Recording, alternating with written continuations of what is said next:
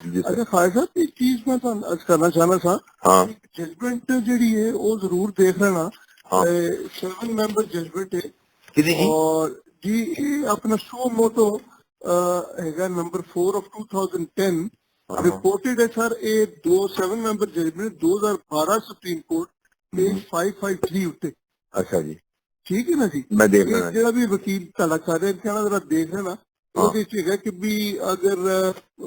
چلو بار تھی پڑھو گے تو میں وہ بھی دیکھ لیتی ہے جی ججمنٹ جی 7 ممبر بینچ ਹੈਗੀ ਹੈ ਜਿਹਦੇ ਚ ਉਹਨਾਂ ਨੇ ਕਿਹਾ ਕਿ ਜਦ ਤੱਕ ਐਕਟ ਨਹੀਂ ਬਣਦਾ ਉਹਦਾ ਤੁਸੀਂ ਜਿਹੜਾ ਗੌਰ ਨਾਲ ਪੜੋ ਤੇ ਉਹਦਾ ਕਲਾਸ 3 ਮੈਂ ਹੈਡ ਨੋਟ ਤੇ ਲਿਖੇ ਤੇ ਉੱਥੇ ਉਹਨਾਂ ਨੇ ਰਸਤਾ ਵੀ ਦਿੱਤਾ ਹੋਇਆ ਹੈ, ਉਹ ਮੈਂ ਤੁਸੀਂ ਦੇਖ ਲੈਣਾ ਮੈਨੂੰ. ਜੀ ਸਰ ਮੈਂ ਦੇਖਿਆ ਹੈ ਉਹ ਵੀ ਸਾਡੇ ਕੋਲ ਵੇ ਆਊਟ ਹੈ, ਉਹ ਵੇ ਆਊਟ ਹੈ ਸਾਡੇ ਕੋਲ, ਅਦਰਵਾਈਜ਼ ਕੋਈ ਕੇਸ ਹੀ ਨਹੀਂ ਸੀ ਬਣਦਾ. ਹਾਂਜੀ ਬਿਲਕੁਲ ਠੀਕ ਹੈ, ਮੈਂ ਅਭੀ ਇਹ ਵੀ ਹੁਣੇ ਦੇਖ. ਦੂਸਰਾ ਫਾਇਲ ਸਾਹਿਬ, ਅਗਰ ਕੋਈ ਬੰਦਾ ਤਿਆਰ ਹੋਵੇ ਤੁਹਾਡਾ ਮੁਨੀਰ ਅਹਿਮਦ ਖਾਨ ਵਾਲਾ ਨੂੰ ਇਸਤੇਮਾਲ ਕਰ ਲਓ,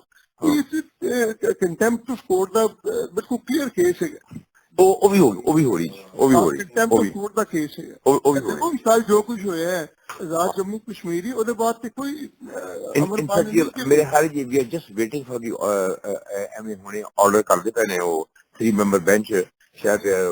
another half an hour 1 hour and we are filing a contempt application file ਹੋ ਰਹੀ ਹੈ. ਚਲ ਠੀਕ, ਥੈਂਕ ਯੂ ਸਰ.